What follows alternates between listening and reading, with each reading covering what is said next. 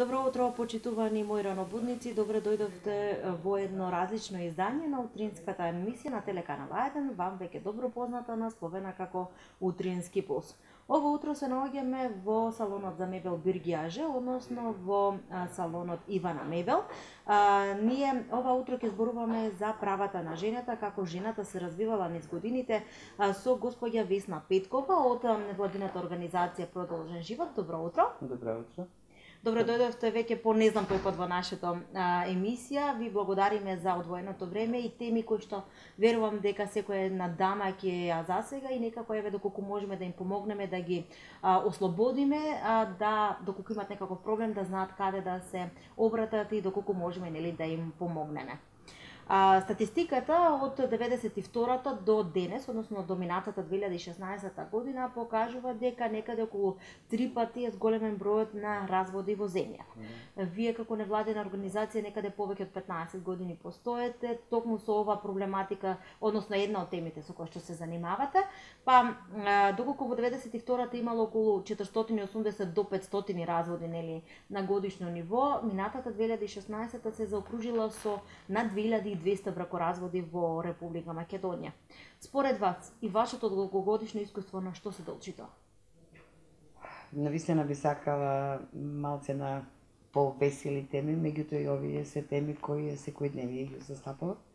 Значи, рековте дека статистиката од 92 година покажува дека има зголемена вредност или 3 пати е зголемен бракоразвод. Нормално дека со самиот распад на Југославија, значи станавме земја во транзиција, многу работи се изместија, значи порано се живееше во еден социјализам, каде сите одеа на работа, на некој начин многу малце ја имаше таа средна класа, и луѓето кои имаа доста пари не се приметуваше. Меѓутоа од 90 година ние влегувме во транзиција, значи многу фирми се затворија. Многу луѓе останаа без работа. Порано традицијата наша кажуваше дека мажот е столб на фамилијата и на вистина е бил столб на фамилијата, бидејќи жените се повеќе биле дома, ги гледале своите деца, а они биле тие кои допренесувале за семејството да има се. Не дека не е било насилство, меѓутоа тогаш се сведуваше. Знам дека порано местните заедници, како сега што е полиција да повикаш, порано беше местните заедници и беше срамно ти да, кој имаш проблеми во семејството, да одеш пред местната заедна, председател и луѓето кои се таму. Меѓутоа, ако се обеќеше, тоа значи како да обеќеш пред, не знам, апелационен суд или било. За разлика со промена на самото општество, самите норми се променија и видовите веќе и на насилство, значи се сменија улоги. Доста мажи останаа без работа. Почнаа жените да идат на работа. Значи сега статистиката покажува дека 80% од женската популација работи. 20% се дома. А додека 80% од мажите се дома и чекаат, значи некој да пренесе. Не е веќе мажот столб на фамилијата. Значи сите допринесуваат од и нормално е ти допринесуваш. Значи се усовршуваш, се изградуваш како личност, ствараш, се бориш и на крајот да трпиш некое насилство или да трпиш некоја едноставно секојдневна тортура. Затоа подобар развод отколку лош брак. И навистина има некои работи кои се трпат, некои работи кои не се трпат. Ако земаме статистиката, сега покажува дека многу повеќе жени се со високо образование, многу повеќе жени уложуваат у самите себе, многу повеќе жени сакат да напредуваат и се доста појаки, за разлика од машкиот пол. Значи, порано знаеме да кажеме и јас сум како маж. Значи, таа изрека сега не викаме јас сум како маж, може би да, машки размислуваш, меѓутоа и машки се бориш во живот. И затоа е ситуацијата ваква каква што е. Мада најверојатно дека и сите тие бројката, секој пат викам, ниту жртвите, никој преку разводните парници, нормално како бројка. Меѓутоа луѓето сепак имат проблеми и се разведуваат. Мала е бројката кој јас го сакам својот живот да го живеам и ќе се разведам. Не растеме веќе до тука, поголем дел од нив има затоа што не се трепи мажот кога ќе остане без работа. Значи он седи дома. Гројто од нив, еден поголем дел се оддаваат во водите на алкохолизм. Веќе почнуваш од една психичка тортура, физичка и сите видови на насилство. Затоа е ситуацијата таква каква што е денес. Бидејќи еве нели повеќе 15 години се занимавате со заштита на жените, на нивните права, како да им помогнеме, тие буквално ви се отварат и ви кажуваат нели што е нивниот проблем, каде започнало, кои се други фактори, односно како причини ги земаат еве младите мајки или жените за да каже еве повеќе не се трпи, јас сакам да се развивам или како да се заштити. Освен нели семејното насилство или она психичкото насилство, тортура. Да. Со оглед дека поголем број, пак ќе се повторам, дека жени уложуваат у себе рад. Нормално, она завршила факултет или магистрила, оде во некоја приватна фирма, сега веќе работно време не се знае од колку до колку. Значи цел ден ќе трчи, ќе работи, ќе створи, на крај кој ќе дојдеш дома, треба на некој да му бидеш насмејана кога ќе влезеш од врата. Прашањето кај си била, што си била, зошто не ме обрнуваш внимание, кој ти е љубовникот и XX некои работи, ќе дојдеш во ситуација, значи, на чистата совест да бидеш атакувана од сопствениот сопруг дома, не дискутира. Значи, целото отсуство на мајката од дома точно допринесува. Меѓутоа, ако она треба нон-стоп, па и жени да плаќа, да трче и децата да ги прибира, мажот е алкохолизиран или не знам кај. Нормално дека не може тоа да го трпи. Никој не, на секоја нормална и исправна здрава личност не го посакува разводот. Можеби разводот е последната мерка која треба да се преземе. За жал, ние викаме дека имаме закони, имаме институции кои ќе те заштитат, меѓутоа многу е мала и бројката кои седнуваме како другари, се разведуваме, значи јас и ти не растеме повеќе, мирно ќе се разделиме се за добробит на нашите деца. 90% од бракоразводните парници, значи ти не со бракот не го решаваш случај. После станува една уште поголема тортура.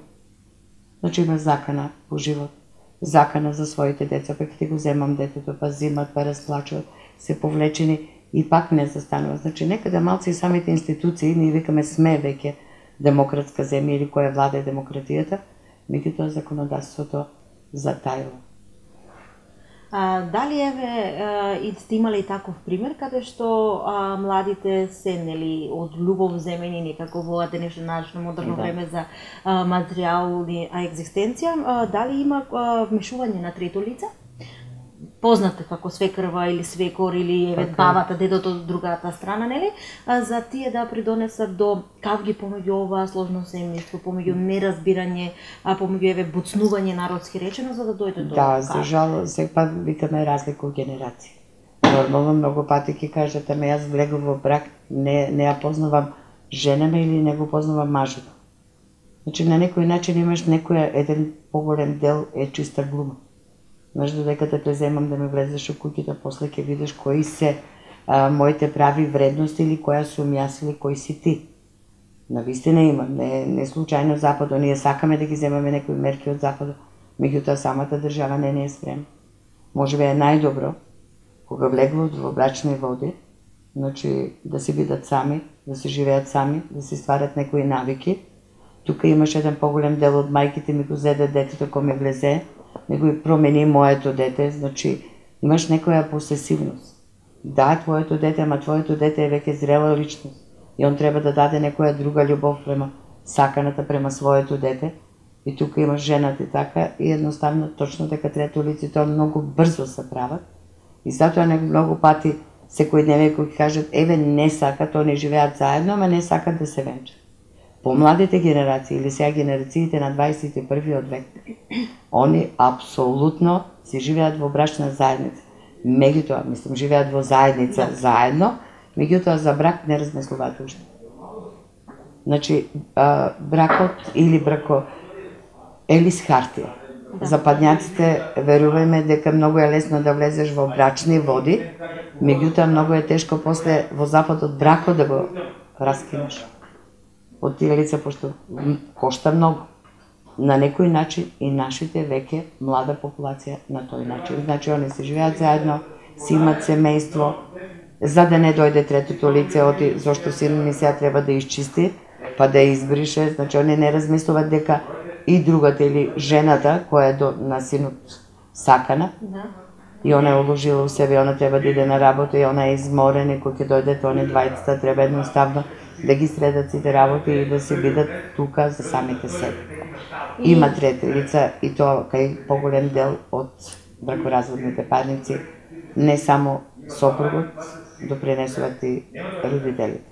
И не само тоа, можеби овие помлади генерации, односно еве децата на 21 век, како што вие се изразивте, можеби еден тест период на заедно живење, како пробно живење, односно еве овие армаци, односно нели веридбите, можеби токму за тоа служат, заедно да живееме, да видиме дали сме за заедно или не сме, бидејќи други кога си дечко и девојка сосема друго кога живее со некого заедно, тогаш се отвараат недостатоците, се отвараат сите оние причини кои што можеби пеперутките во стомакот не ни дозволувале да ги видиме, а кога сме нели сами. Па добро, сега Наталија, значи 90-та година словенците кои ќе слушнавме ние дека во Словенија нели 2-3 години тоа предбрачно живење, тука за нашата средина и за нашиот менталитет беше нешто несвојство. Меѓутоа од секој значи како личност и едуцирана и насекаде низ Европа, како што јас сум сепак за тоа предбрачно живење.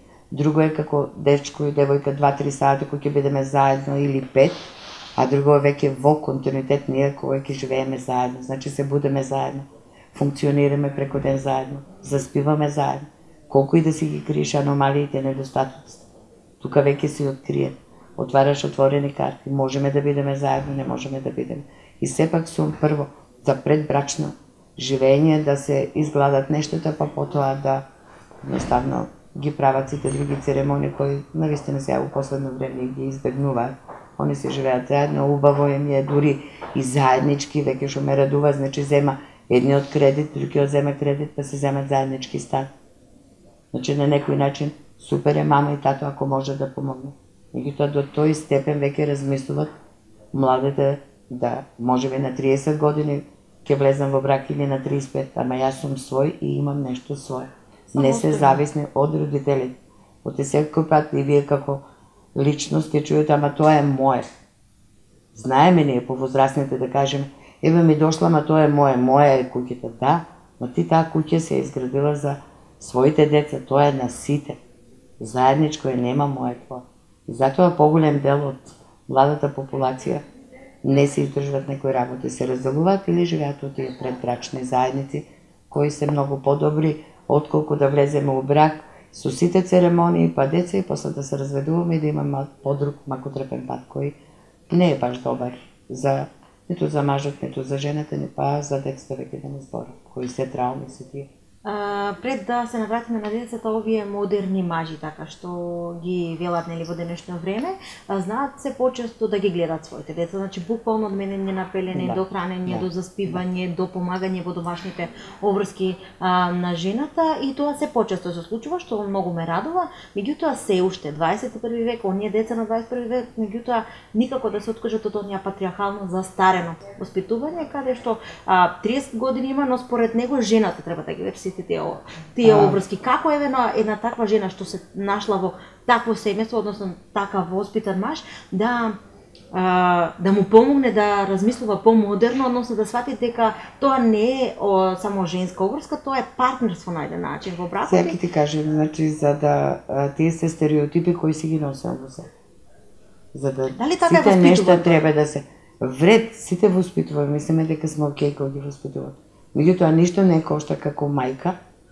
Еве да кажам јас како мајка, апсолутно треба да му кажем, јас му велам на мојот син, значи нема тука околу домашните обврски женска машка работа. Ти си на работа, супругата ти е на работа. Сите се прибират. Дали ти денеска ќе земаш усисивач? Дали ќе земаш нешто друго, па она нешто па.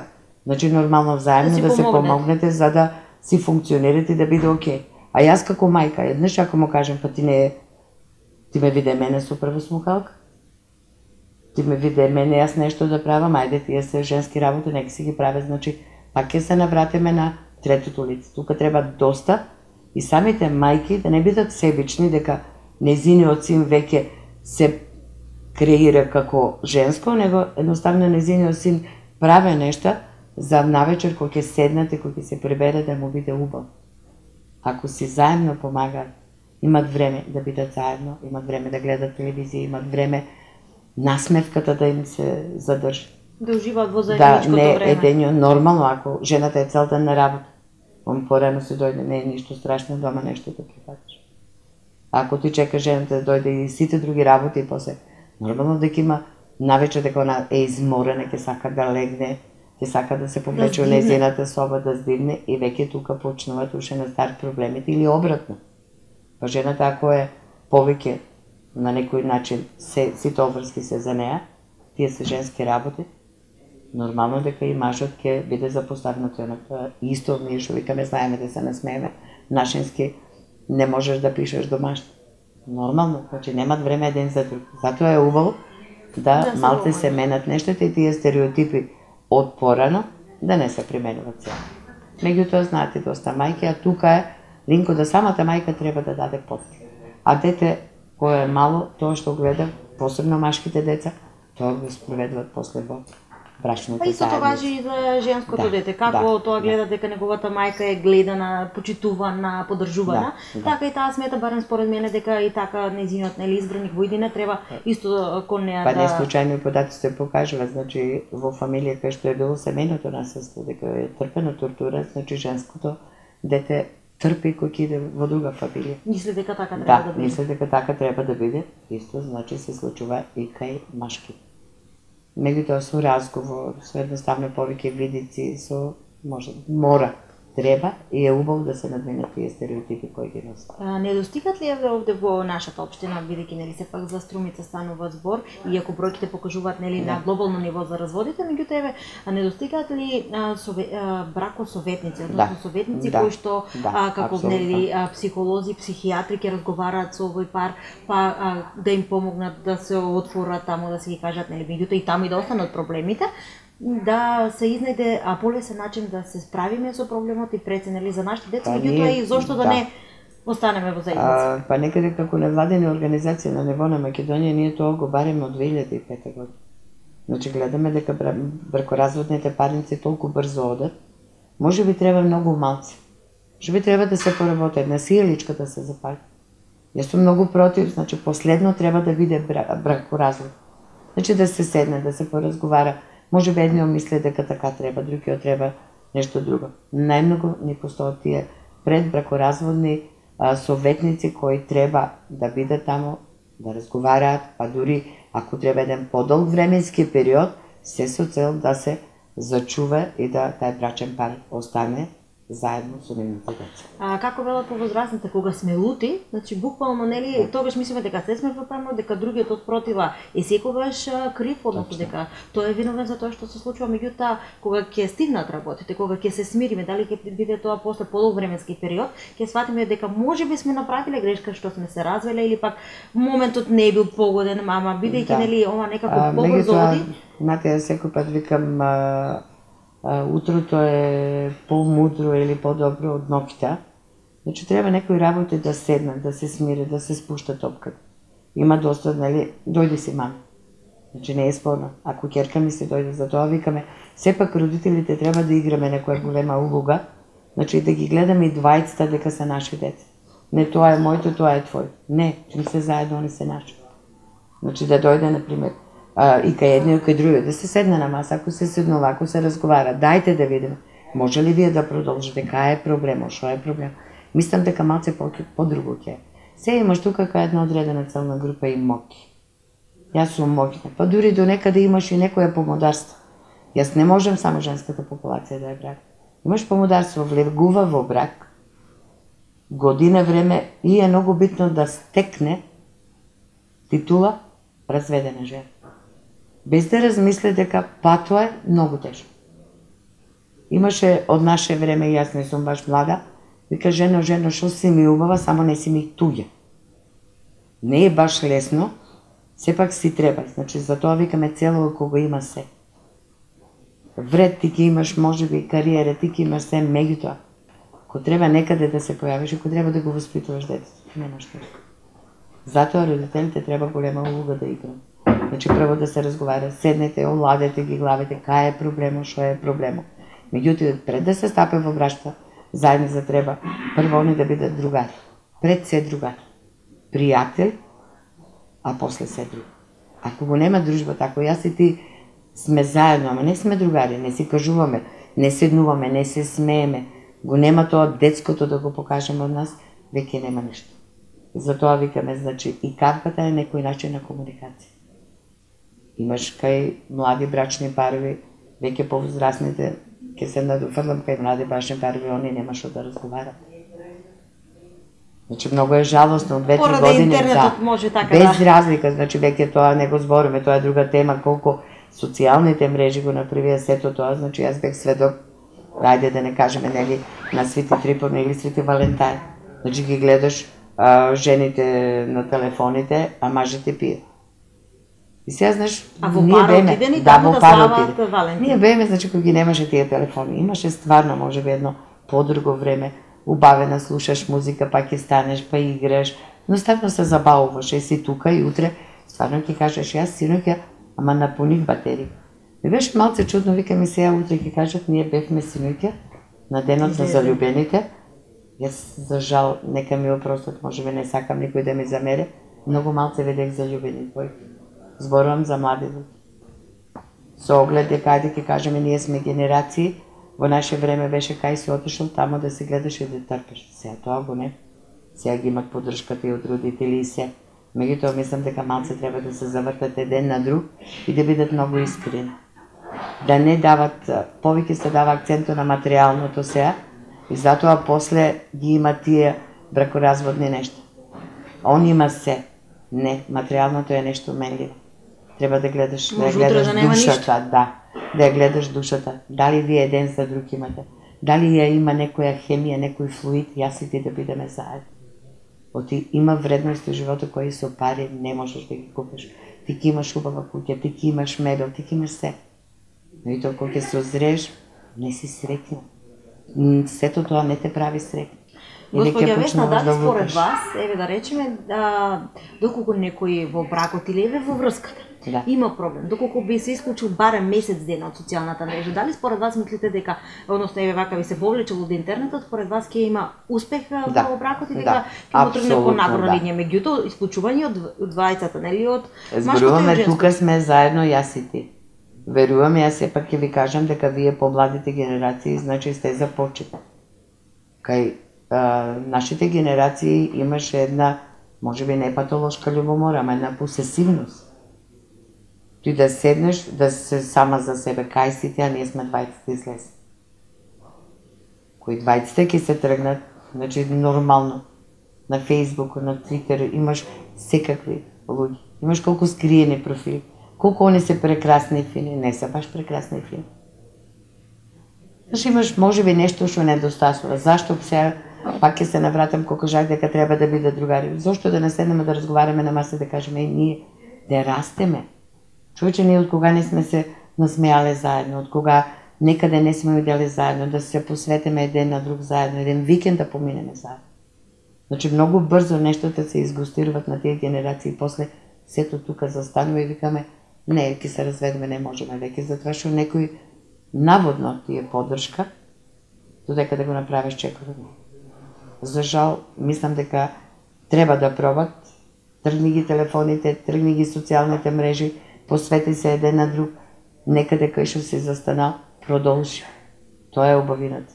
Тоа е нешто, некоја виртуелна љубов, што не е искрена и не е истина. Може би она време кое што го поминуваат на Фейсбук, нели, најчесто би го поминале слободното време реално со оно што навистина треба наместо со телефоните. Тоа е виртуелна љубов, значи ќе седнеш, а може се и се што да напише. Ако некоја личност кажеш ајде се видим и да ги погледнеш, они значи во нормалниот живот и така секојдневие, они не знаат да зборат. Не знае еден збор на нежност да нема комуникација, нема. Значи, може би да, тука не те гледа никој, може се и се што да кажеш, меѓутоа ако ти некоја личност ти значи, апсолутно јас викам не е битно достоинството, симни се на достоинството и каже некој дека ти значи, дека го сакаш, дека си погрешил. Значи нека има отворени разговори. Нека седнувате, нека разговарат. Не би требало да грешиш, барем ќе знаеш. Јас пробав, нели дадов се од себе. Инаку, не сум баш, знам дека бројката е доста голема, не сум ни да се трпе, има некои работи кои се трпат, има некои работи кои не. Меѓутоа ако се не едуцираме, ако завршуваме, ако читаме се и се што треба да се посветиме малце и на себе, дека не е лесно да бидеш со етикета разведена жена во тие услови. Тешко е за машкото, тешко е за женското. Најтешко е за децата. Посебно веќе децата да не збор. Оте не е баш лесно, секаде не можеш да идеш, обележена си. Ако си ти слободна жена, секој може се и се што. Меѓутоа, за тоа една порека, значи, последното нешто, нека биде бракоразводот. Како и во секоја работа од нашиот живот си треба баланс, си треба трпење, нормално љубовта тука е неминовна, која што мора да е присутна и секако дека се едно нешто може да се среди доколку се сака пред себе. А кога сме гневни, доколку реагираме, кога нели во моментот се исклучуваме, народски речем, не е вистинската работа за следени. Ако земеш во западните земји, или веќе земам, значи ние Македонија земам веќе Скопје нешто почна, како луѓето што имат личен фризер, како луѓето што имат козметичар, луѓето имат и лични психотерапевти. Значи денеска сум гневна, гледам или со време ме пропратува. Ма апсолутно не е срамно да јас идам некаде, седнам и поразговарам. Може би мислам дека сум управо. Не сум управо, или треба нешто. Скажак, може би многу малце треба. Значи јас сум среќна. Многу луѓе се поминали низ мене. Јас кога ги видам сум среќна, они кои се заедно. Сето тоа е поминато. Зад вас и вие сега сте заедно. Среќни сте. Убаво е да гледа среќни се. Значи ако има се потреба, луѓето таму секој дневно или еднаш до два пати во месец одат на психотерапевт. Кај нас е срамно, кај идеш на психијатрија ти да не си луд. Мислам, тоа нешто напротив и тоа спаѓа дело на стереотипи и треба да се натмени. За да имаме едно здраво и нормално општество. Тоа како што правиме ние со модерните времиња, значи на Европа и во Европа не е. Затоа што викаме, вие сте глумци од Холивуд. Јас со колега кој ги има сите психотерапевски, значи титули, вика Холивуд и глумците можеби тоа е професија. Они многу повеќе тежнеат до еден партнер. Покрај себе да го има партнер. Вистинскиот, додека сум со тебе. Значи трета личност не се може. А ние нешто станаме, не може би по погрешното повеќе го бараме од светските трендови отколку она што е вистински вредно кој што треба да се следи. Оваа наша тема е премногу осетлива, чувствителна, еве веројатно сите оние дами кои што можеби ќе се пронајдат во разговорот, да слободно да не побарат или на нашите веќе добро познати телефони или кај госпоѓа Весна, ќе ви го дадеме контактот за еве доколку имаат некакво прашање или каде треба поточно да се обратат за некои проблематики кои што лично ги нели теретат, односно им тежат на душа. Во некоја наредна прилика би сакал да позборуваме некоја друга тема, бидејќи овие теми се неисцрпливи кај вас и од вашето долгогодишно искуство, теми кои што модерното време не ги носи, меѓутоа и ние како жени малку треба да подзастанеме на некои места. Добро, види се, нели, пак ќе кажем, транзицијата си го направи своето на сите полини. Значи, апсолутно, а посебно тука во кругот на семејство. Некако демократијата ни влезе секаде, апсолутно секаде. Значи, не е срамно, апсолутно. Има една добра изрека ни во психологијата која викаме, кажи ги нештата и на непознат човек. Само не го држи о себе, олесни се. Ајде сега ќе спомна, значи, секој таложење, секој проблем, секој прегалтнување и таложење од душа. Ке испука. Ке ја земам Луиза Хей, сето тоа е карцином. Значи, едно со друго е малте неповрзано. Затоа не е срам. Зборуваме дискреција. Јас мислам дека толку години работиме, апсолутно за мене е отварање на душа најтешката болест. И тоа нешто треба да се чува и ги чувам, ги забравам, ама ти ми помогна, не знам, памтите, јас не. Така да мислам дека во секоја доба може да ме најдат. Искуството си го покажува своето, може би ќе им направам да биде подобро за полошо. Како и да е, доколку можеме да помогнеме, ние сме тука. Ви благодарам уште еднаш. Благодарам и на вас, имајте убав ден и убава седмица. Благодарам.